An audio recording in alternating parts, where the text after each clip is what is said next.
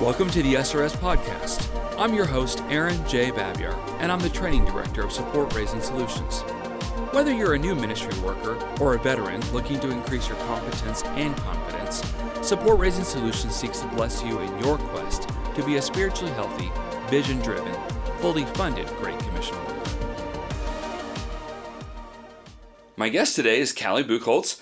Callie, of course, is the Resources Director with Support Raising Solutions, and she has been on podcasts before. Everything that she brings to the podcast is always gold. So, Callie, my friend, welcome back to the SRS Podcast. Well, I am glad to be here, Aaron. Thanks for having me again. Well, before we jump in today, I have been noticing your sense of humor as I've been getting to know you better and better. And recently there was a holiday, and we won't go into all of the details, but you pranked somebody that you like, and I was like, wow, I'm glad that I wasn't on the receiving end, because I know that we're friends, and I've seen you have a penchant for pranking people. But most recently you did something that I thought was hilarious. Is that appropriate to share with the podcast world? Well, I mean, I feel like, especially coming from everyone connected with SRS, if you've been to a boot camp, you know we do Post-it note activities. Yes, we do. Yes, we do. And I've been collecting those extra Post-it notes for years. Well, that explains a little bit where you had the volume to pull off what you did. Yes. The sad part is, after Post-it noting an entire car covered with Post-it notes, the amount of Post-it notes I still have left over is concerning. Well, the pictures of the car that you completely covered in Post-it notes were just outstanding. They were very social media worthy. Thank you for sharing. That was pretty awesome. Happy to. By the way, your friend that you Post-it noted in ad nauseum, did he try and drive away with that, or what happened? No, he had to remove the Post-it notes because every single window was covered, and driving away and littering all the other cars around him with Post-it notes is usually not recommended. They need to make some nice eco-friendly Post-it notes that people can drive away with. They should have thought ahead on that one. Or maybe just the kind that can dissolve if you spray them with water or something. Yes. Well, it was a work of art. I have to give you mad props on that. Well, listen, I found out about that, of course, because we're friends on social media, so I got to see those hilarious pictures. Social media is a type of communication, and of course we talking about communication, just doing some popcorn Q&A questions with each other, for each other, about various topics related to communication. So for the listener, we're not necessarily going to land on one particular topic. This is more of just different things that come up about communication, and Callie and I might even, it's possible, we might disagree on something, and that's okay if we do. We don't pre-rehearse these podcasts, but really we're just having the conversation about different things related to communicating well as a ministry worker that raises and lives off support. So first of all, let's just jump right into it, Callie, and let's talk about newsletter length. We might have different opinions about this. Of course, I did a podcast a few months ago with Vicki McKetcher, and we talked a lot more about newsletters, but we didn't say a lot about length. So what we're about to share is not necessarily gospel biblical thing. You're not going to find it in the Bible, and yet, Callie, you and I think about this stuff sometimes. So I'm going to kick it to you first. What do you think when it comes to newsletters? Tell me a little bit about length. Talk about paper versus email. Talk about some principles. Give me some of your easy to grab ideas. Well, you have to remember, your number one thing with newsletters is the whole point, the purpose of any communication is to actually get read. Mm-hmm. So the decisions you make in what you send, how long, all have to come out of that first principle. Mm-hmm. So we talk about length because the longer a newsletter is, the less likely it's going to get read. Yes. And so it used to be a lot simpler. You just tell people 1 page because people only send physical newsletters. Mm-hmm. It's gotten a little more difficult now with email and being so prevalent using MailChimp or any number of platforms to communicate. I go back with the word length then. 300 to 500 words. It's short. It will get read. It's enough to communicate a story. Okay, 300 to 500. Honestly, I'll tell you, I don't do that. I visually go, if somebody printed this, hopefully it would only be about a page. And sometimes I look at it and go, that's probably too much. And I got to back off on. So you're actually invoking or suggesting a word count of, what would you say, 350 to 500 words? Yeah, and that it really gives some clear boundaries versus one page. Does that mean one page with no margin, 10-point font? It helped me to realize, okay, where can I tighten this up a little bit so that even if I can get more words on the page, get more words in the little text box, it really is starting to get long. Mm-hmm. Now, one of the things that, and you already touched on this, but let's stay with it for a second, it's that, are people going to read it? Like, you have to continue to ask yourself that question. I get the sense that a lot of times our missionary brothers and sisters, they're not really asking that question. It's more of, have I proven that I'm worthy of people continuing to support? And yes, we want to be great partners in ministry. We want to be diligent workers, but that idea, are people going to read it? Okay, so if you have 350 to 500 words, that's not, for most people, that's not too much to read. Right, yeah. But you don't pair that alone with just the words, right? Like, what do you, tell me about the pictures, the visuals, that kind of stuff. You definitely want it to look professional. Now, that can mean a couple different things, but if you have no design background, if the best you could do is an 8.5 by 11 with Times New Roman font, get some help. Oh, please. I think I double swallowed when you said that. This also shouldn't be something that consumes all your time getting a pretty newsletter. You want something in between that, oh my word, this is interesting. It's easy to read, to follow. There's pictures with captions. It looks well organized. The idea is someone should look at it and not be overwhelmed by neon colors, but should say, oh, this was something that was put nice together. It communicates well. And getting help can be key, particularly if it's not your gift, right? Oh, yeah. I have to just confess something, and you're going to laugh at me, but I was one of those guys back in the late 90s, early 2000s that I was so just like really impressed with PowerPoint and all the different templates of the backgrounds that came with it. I actually put together a sermon. This is a true story. I preached a sermon, and I had a completely different background on every single slide because I was so creative, right? Boy. And yeah, it wasn't good. In fact, I remember while I was preaching that people were more waiting for the next slide and the cool background than what I had to say. I was actually distracting people from what I had to say because it had too many bells and whistles. It was overwhelming. And so we could do the same thing with our newsletters if we're not careful. We could have just way too much stuff. Right. When's a time that you realized that wow, this wasn't so good? Like, this could have been good, but this wasn't so good, and why? And this could have been from your own newsletter, or maybe from a friend that shall remain unnamed. Like, give us an example of something that maybe wasn't so great. Well, actually, one that comes to mind, and they love me, so they'll let me throw them under the bus.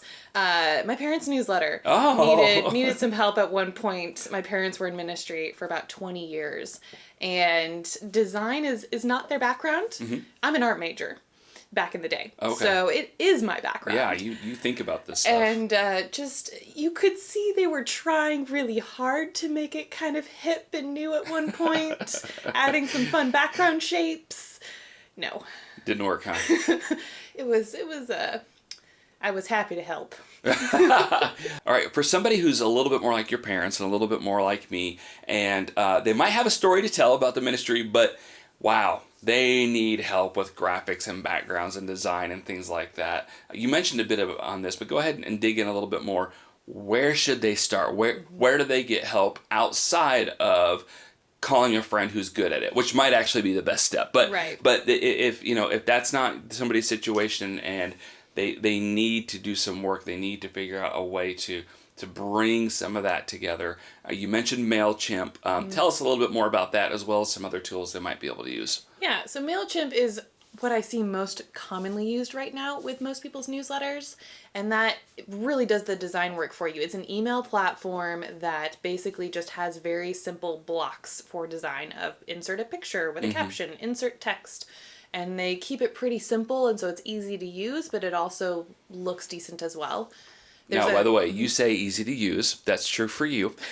For me, there was a learning curve. It wasn't impossible, but I absolutely had to watch a couple of YouTube videos and learn how to drag and drop. I know that sounds really easy to you. To me, it wasn't. So if any listeners are already overwhelmed at the idea, it is possible, even if you have a low capacity, to learn to do some of these things. And then, honestly, it does get easy. I mean, it really does get easy. It might take you a little longer the first couple of times. So anyway, I'm sorry I interrupted. I just wanted to protect those like myself that lack gifting in this area. So, okay, carry on, please. No, you're good. Again, it goes back to probably how you're sending out your newsletter. If it is electronic, you're more likely to use a digital platform like MailChimp that's using text boxes, is formatted for digital reading. Okay. So that means if your screens have different sizes, if you're reading it on your phone versus a computer, it's a program that is built to adapt to that. Right. Which actually, that's its own segue. People are going to read it where? Everywhere. Yeah, everywhere. But it was like over 80%. It's going to be on the phone. That's what I heard. I'm not a statistician, but I have heard if you want to do paper versus digital, which is better, I don't have the answer for that. I just know that most people will tend to read it, that they got it via email, or maybe you send it out via social media. Most people are going to see it on their phone. But that doesn't mean you can't do paper. So maybe that's a good segue. Answer that for us, please, Callie. Paper versus plastic, pepperoni versus sausage. Like, what's the answer here when it comes to paper versus digital? Well, and here's where I think I might be different from you, Aaron. Okay. I err on the side of paper. And this is conversations I have with my supporters. So I do send out an email newsletter, and that actually goes to everyone, but the majority of them also receive a paper. Okay. And I consider that the primary form of method because that's where I can write handwritten notes. It's where they actually get a chance to share it with someone, put it on their fridge. It feels a little more personal. Yeah. And I've occasionally gotten interactions from them of, oh, Callie, just send us the email. Like, we're fine. I'm like, okay. And I'll push back a little bit. Like, listen, if you only want to receive an email, which some of them do, that's fine. I am happy to accommodate that. But listen, if there's any chance that you're going to read it a little bit more, share it, remember to pray for me for one more day. If there's any reason that getting a paper newsletter is going to connect with you better, you are worth a stamp. That is, I am sending them out anyway, so it costs me nothing as far as further effort or time if it's going to actually get to you better. Wow, that's great. You know, I think if somebody said something like that to me, I might be more inclined. But I'm gonna advocate the other side here. So I think some of this might come down to personal preferences, based on personality, based on a lot of different things. And my slice of the pie where I look at this is in my own house. Marky and I had 4 kids. 3 of us are extremely digital, and I'm on the digital side. And 3 of us are very, tactile. And so even my wife is planning to go on a large trip with me soon for the purposes of ministry. And I encouraged her. Callie, I actually said the words, hey, why don't you get that on Kindle so that we don't have to lug that through the airport and on the airplane. Like, I really tried to encourage her. And lo and behold, I come home and there is this novel sitting on on the counter, ready to be carried and lugged halfway around the world. Hey, and I'm you can't replace paper books. Exactly. Exactly. She's like, why would I ever read that on Kindle? And I'm like, why would you ever buy that on paper? And so there are people that just, they have a preference. Sometimes it actually is their fingers. You know, it is their fingers. They want to hold it. They want to smell it. They want to breathe it. They want to see it. They want to bookmark it. Right? So I'm not that way. Not at all. And yet I have to realize that there are people, probably more like yourselves, that are like, no, I want paper. I want a book. And so the answer, well, there's not an answer, right? Yeah. Especially as we're dealing with the kind of generational switch from the baby boomers to the millennials and Gen Zers, where you have probably a variety of partners that would prefer both, or either or, I should say. And having to balance, remember that the principle is you need communication that is read. Right. So as you're choosing how you communicate. You say that 1,000 times. You want to get out what gets read. Yeah. Now, with that, and there can be generational, but also My 17-year-old daughter is straight up paper. My 16-year-old son is straight up digital. So it's really not always a generational thing, but it can be. It certainly can be. But with the point of it being communication, that's why it's worth continuing to think about what is going to actually have people connect with the ministry. Meaning, and I don't know if we have an exact definition of this, but Callie, I want my supporters to be informed.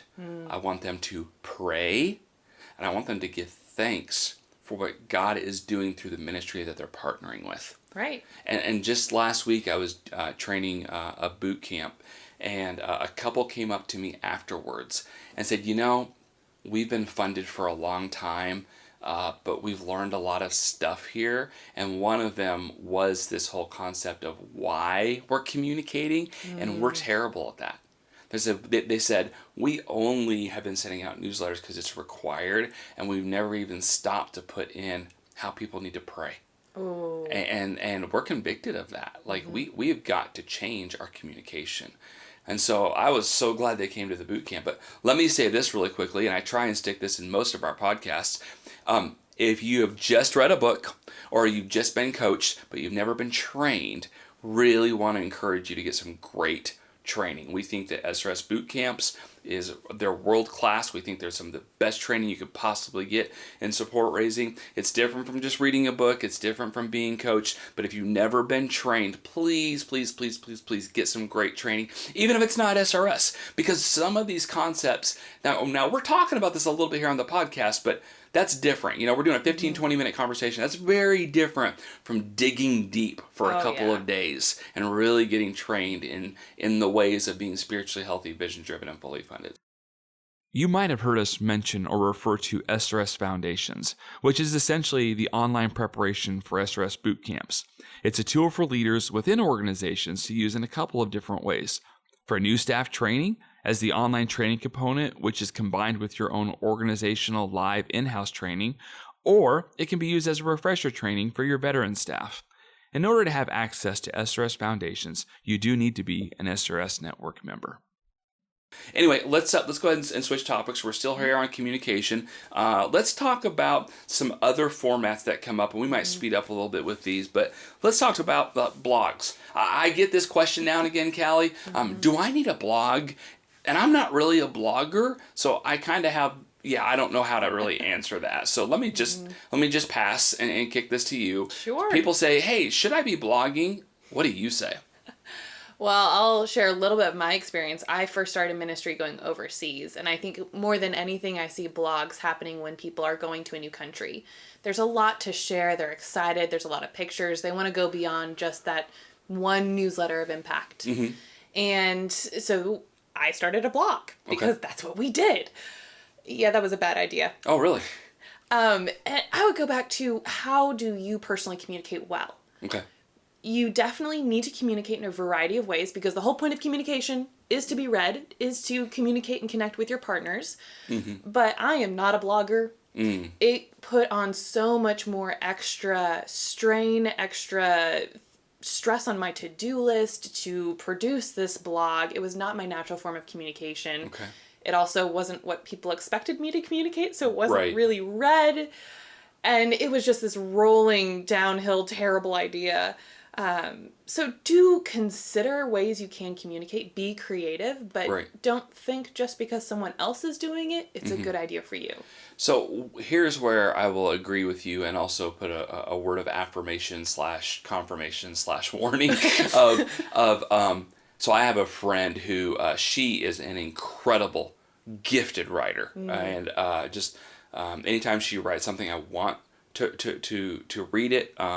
Her husband's like one of my best friends in the world. And when she writes stuff, it's good, and people do tend to read it. Mm-hmm. But that didn't happen overnight.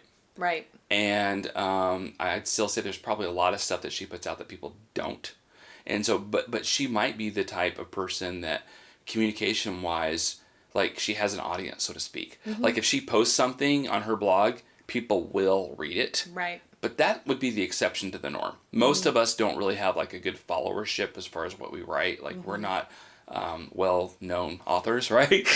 Shadrach, maybe he could get away with that. Steve Shadrach, if he blogged, he'd probably get readers, but you and I probably wouldn't. And so with that in mind, a blog might work, but here's the caveat: are your supporters, are they actually going to read it? Mm-hmm. And if it's a passive thing where like, hey, I blog every month, just go read it, are they going to? Are they going to remember? And also, if you send them an email that just is a reminder, hey, go click on my blog, I have a new post, are they even going to click on it? Mm-hmm. The odds are not so great. And in fact, my understanding is people are more likely to read your newsletter or whatever else because they saw a visual, right? Mm-hmm. They saw a picture that showed up in their email inbox, right? It brought them to it. And because it's not this big, daunting, massive thing to read, it's this, like 350, 500 words. Like, it's something they can get in and out of in 8 to 10, 11 seconds is what we hear. Like, they can get in it, but they can get out of it. Whereas a blog, that's more of a commitment, right? Mm-hmm. Like, typically, that's something you really got to read. Right. And so you're not anti-blog, but it didn't work for you. Right. And that's what I'm saying, that when you start branching out into the variety of communication methods, be aware of what you're going to be good at, what you're going to be able to thrive, what you're going to be able to sustain and do well. Right. Okay, so we're going to switch topics here. I get this one on occasion at boot camps. Hey, can I just start a big group me for all of my supporters? And that way they can all share prayer requests with each other and with me, and they can pray for each other and pray for me. And there's this kumbaya utopian idea of all your supporters are going to form some sort of community. With you as the center, and that's not what you mean. You mean to have Jesus at the center, but anyway, I do get that idea every now and then from people, and to me it seems a little rife with potential problems. So how would you answer that, Callie, if somebody is like, can I start a group me for all my supporters? First of all, the answer is yes, you could. Callie, why might not you want to do that? I mean, my first gut response is, please don't put me on that. Oh, dear Lord. Yes, that might be one reason people might just not want to be a part. Other thoughts? Mm-hmm. I think you always want to remember what is the heart of what you're trying to accomplish. And the heart of communication is connecting with your ministry partners, and a key part of that is connecting personally. Mm-hmm. The more mass communication you do, the more the individual gets lost. Mm-hmm. And also realizing a group text, do they actually want to be a part of it? Right. Is that going to be effective? Mm-hmm. Also, there could be some other problems, and take this from the department of things you wish you'd never seen before because you couldn't make it up. I was in one of those ones. It wasn't a group text, it was a group email. And this person had this idea of, I'm going to email all of my supporters with everybody's email address in there. And they didn't take the time to blind carbon copy everybody. Ooh, yep. And there was an appeal for funds, which was already a bad idea. And then one young soul took it upon himself to reply all and said, and if you have any left after you give to her, I'm also trying to plant a church right now, and we are struggling. We really need money. Please send some to us as well. And all of a sudden, this person's great idea of mass communication got hijacked, and it didn't work. Yep. It didn't work. Yeah, that was a tough situation. So we'll move on from that just by saying it's probably not a great form of communication to have a wide open group of like GroupMe or whatever else, or whether it's iOS or whatever else. A big group messaging, usually people don't like that. They remove themselves, they ask out, they say, who is this? Like, there's some privacy messy concerns. Yeah, there really is. All right, let's keep going. Hey, can I just start a GoFundMe for my support raising? No. Just no. Yeah, all right. I think that's all we need to say about that. Let's go on. No, I mean, it is something. I think people usually have that idea, in this day and age at least, pretty frequently early in their support raising process. But yeah. The GoFundMe, can I sell t-shirts? Let's do a bake sale. Coffee beans. There's always coffee beans available in the foyer after the service. And you've missed the whole point of support raising. It is not about the money. You have this unique opportunity to connect people, individuals that God is calling to be a part of ministry, to be a part of what you're doing. And how do you ever sit down and challenge someone to say, what is God calling you to? Is he calling you to this? If you don't do that personally, one-on-one. Yeah. you might get some gifts through one of those GoFundMe type things. Sure. But they're probably not going to happen multiple times because you're not building a relationship. And also there's a sense of, and I don't mean to undersell GoFundMe because I know sometimes it's used for wonderful things, but there's a sense of crisis to it. And crisis doesn't lend itself towards sustainable giving. Yeah. In fact, as I've mentioned in most of the boot camps as well as on the podcast, my wife Marky has some very, very significant health problems. We've almost lost her a couple of times. It's been a really hard path, but praise God, she's alive and fighting and just it's such a blessing to do life with her. And we've been married 25 plus years, so God has really blessed. But within that, we learned early on when it came to the ministry and doing what we're doing, we might be able to pull out her medical story and kind of tug on the heartstrings with people, and we didn't want to do that. Yeah. We realized, wow, somebody might give because of that and not give to our vision for ministry, which is long term. Yeah. And so I many times in the past in support raising appointments, I've gone out of my way to not discuss her health unless it specifically comes up, because somebody might give out of like, I don't know what, just out of charity. And I appreciate people's hearts, don't get me wrong, but that's not sustainable. People don't give and give and give to crisis. Right. People give and give and give to vision, to ministry is impacting the world for eternity. That's what people connect into. And so when I think of GoFundMe for missions or church planting or youth work or something like that, I just see that as, okay, that might be a good, maybe temporary thing, but that's not going to sustain you. That's not going to be a partnership. That's not going to be a relationship. That's not a real long-term thing. Right. So lots of warnings around the GoFundMe. Not saying you can't ever do it, but saying that might not actually be the best way. Plus GoFundMe keeps a portion, right? Yes. Yeah, and that there's also annoys me. tax concerns, and it gets more complicated. It gets more complicated. All right, so before we go, let's wow. I almost don't want to tackle this animal. We might not do that great with it, but I think we have to touch on it, and that is social media. Oof. Social media is, man, it's like a pack of wild dogs outside of a cage sometimes. It might be good to use with your ministry. It might cause lots of problems that you don't want. So, Callie, can you summarize everything for us in 10 seconds about social media? Sure. No, let's do the best we can. We'll take a few minutes and just talk about why social media might be a helpful tool and why it might bite you if you're not careful with it. Yeah. Well, similar to any professional organization, there are expectations of how you conduct yourself in public because you now represent whoever your employer is. And that is very, very true in ministry. I would say even more so than other private sectors. And so whether you like it or not, your social media does reflect back on your organization. And that's just reality. Yeah. So deal with that, move on, it'll be okay. And so realizing, first of all, that be careful with what you post, but also, especially when it comes to how you're interacting with your supporters, one of the things that really helped me kind of put it in perspective, I only post the high points on my Facebook. It's like, oh my word, this event happened. I don't post day in and day out. I went to work again today. We're still working on editing. We're still working on conference planning. We are day in, day out, day in, day out. That is not reflected. Oh, wow. In my Callie social made media. another spreadsheet. Woo! Woo! Right.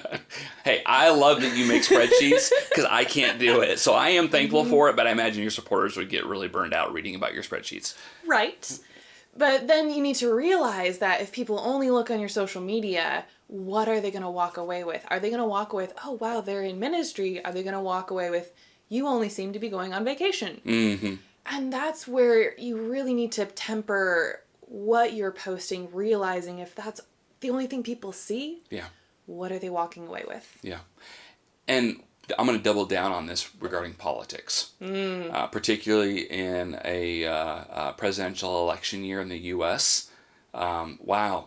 I hope when people look at your social media as they work through 2020, or even we get to 2021 and you were to look back at your social media, it's more about that you are a minister of the gospel of Jesus Christ, than who your favorite candidate was, or which candidate you believe is the spawn of Satan.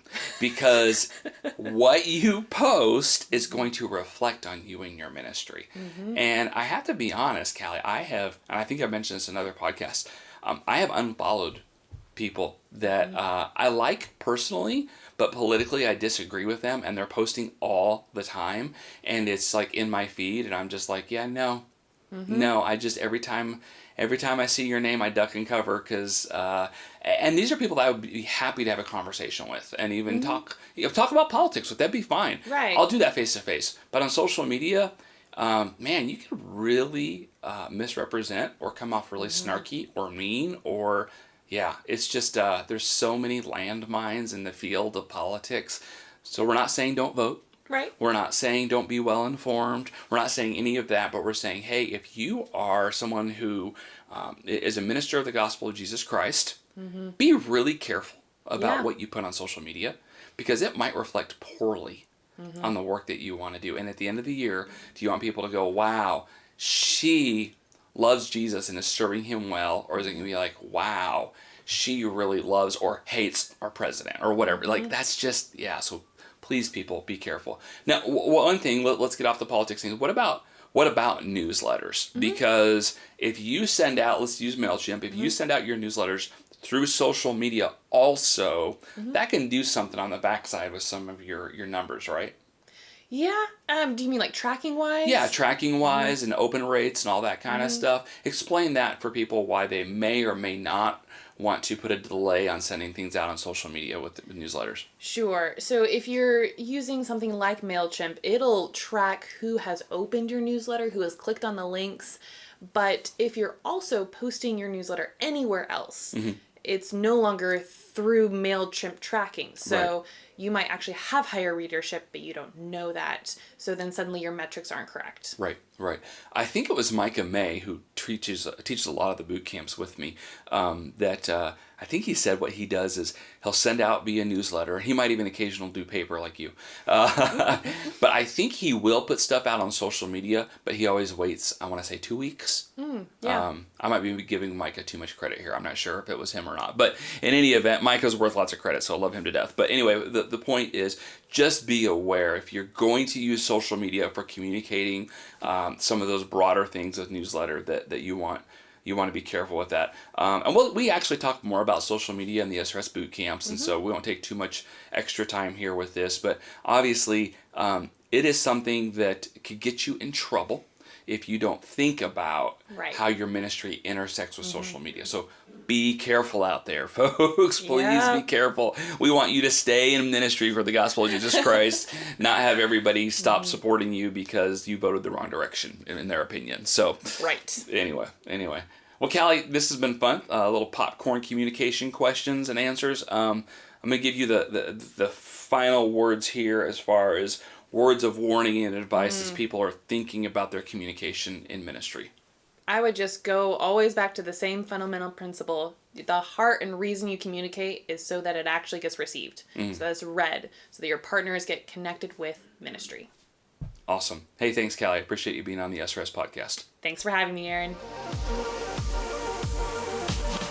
Thanks for joining us for this episode. We would love to hear your ideas for future content. Please visit supportraisingsolutions.org/feedback to share your thoughts and questions. Also, wherever you download your podcast from, be sure to subscribe for future episodes and come back each week to gain more insight into the process of building and maintaining your personal support team.